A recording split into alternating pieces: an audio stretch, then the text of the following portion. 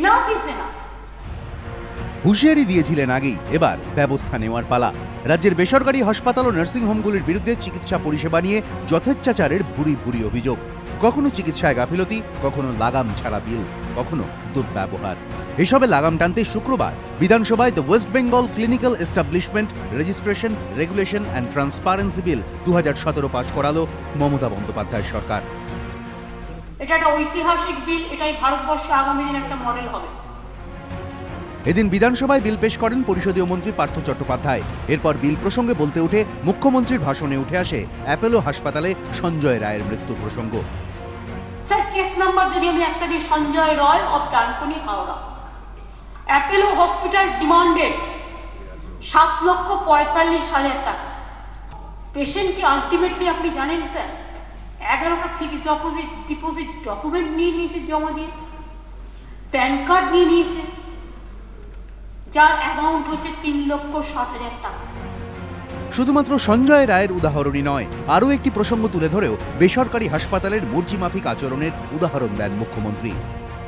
এটাও অ্যাপোলো হসপিটালের কেস। সে ডিমান্ড করেছে 9,62,716 টাকা। 3টে চেক তাকে জমা দিতে হয়েছে 5,97,716 টাকা। Original copy of deed of patients ancestral house তাকে জমা দিতে হয়েছে। এরপরই ফের একবার বেসরকারি হাসপাতালগুলিকে সরাসরি কড়া বার্তা দেন মুখ্যমন্ত্রী। পেশেন্ট মারা গেছে, তাকে লাইফ সেভিংসে রেখে দিয়ে অপারেশন করা হচ্ছে। অপারেশনটা করা হচ্ছে আবার রাতের বেলায়, যাতে চার্জটা ডবল হয়। Is it not a inhuman case? আপনার ডেঙ্গু হয়নি, ব্লাড টেস্ট রিপোর্টের আগে বলে দিচ্ছে ব্লাড প্লেট কমে গেছে, যাতে আপনি ডেঙ্গু ট্রিটমেন্টটা করেন। আমরা চাই এই বিল পাস করার পরে সকলের নজর পড়ুক। নয়া স্বাস্থ্য বিল অনুযায়ী রেগুলেটরি কমিশনের হাতেই অগাধ ক্ষমতা দিয়েছে রাজ্য সরকার, তাও মনে করিয়ে দেন মুখ্যমন্ত্রী। এই আইনের উদ্দেশ্য হচ্ছে স্বচ্ছতা নিয়ে আসা।